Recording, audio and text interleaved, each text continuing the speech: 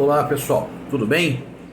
Bom, nós estamos nos encaminhando realmente para o final do curso dessa parte geral de processo civil e o que nos cabe agora é estudar esse capítulo final da parte geral que trata da formação, da suspensão e da extinção do processo judicial. Nós estamos, portanto, a partir do 312 e nós já vimos desde o começo que a relação processual difere do processo, né? O processo é aquilo que se instaura a partir da apresentação da petição inicial em juízo, que a gente chama de ajuizamento da ação, o que se dá normalmente com um ato administrativo chamado de distribuição do processo, né? E a relação processual não. A relação processual só se instaura com a formação triangular da relação, que é a citação do réu. Portanto, a formação do processo ela se dá justamente a partir do instante, inclusive nos termos do artigo 312, em que a ação é proposta. Portanto, considera-se formado um processo na medida em que a petição inicial é apresentada, é protocolada e, eventualmente, distribuída. Mas, em relação ao réu, há que se ter o ato efetivo da citação para que, então, a relação processual se forme. Então, vamos lá. O processo se forma, o processo se instaura a partir do instante em que o autor ajuiza o seu pleito. Mas a relação processual se forma com a vinda do réu pelo ato da citação. Eu falei de protocolo e de distribuição.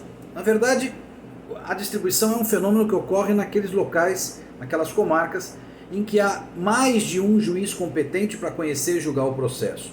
De modo que, nesses casos, os processos chegam então ao fórum e são distribuídos para um desses juízes competentes. E é justamente esse ato de distribuição que faz com que se considere formado o processo. Quando numa comarca há apenas um juiz competente, o mero protocolo da ação já identifica, portanto, a formação do processo. Essa distribuição, esse ajuizamento, vocês lembram? Ele é fundamental, inclusive, naquele aspecto da prevenção, que nos servirá para a conexão, por exemplo. Quando um juiz considera-se prevento, o que é isso? Um juiz tem prioridade sobre aquela questão quando o processo chegou a ele primeiro por meio da distribuição. De modo que se houver um processo posterior à distribuição do primeiro, que tem algum vínculo com esse anterior, por exemplo, pelo fenômeno da conexão, a prevenção se dará em favor daquele que, em primeiro lugar, houve a distribuição do processo.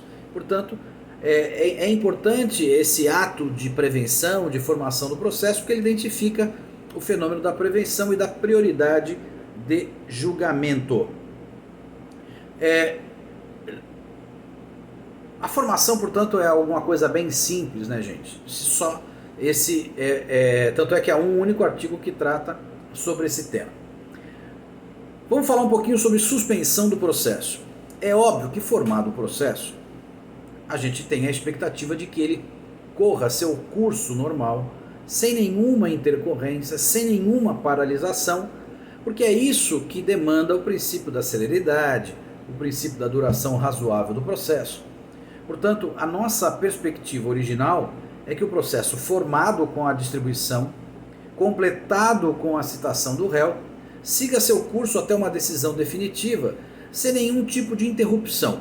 É óbvio que nós sabemos que o processo ele demanda uma série de iniciativas, né? Quer dizer, o processo é coordenado pelo juiz à medida que os atos das partes são praticados. Portanto, há, na verdade, uma conjugação de interesses. As partes promovendo os atos que são de seu interesse e determinados pelo juiz, e o juiz, portanto, instigando as partes a que esses atos ocorram.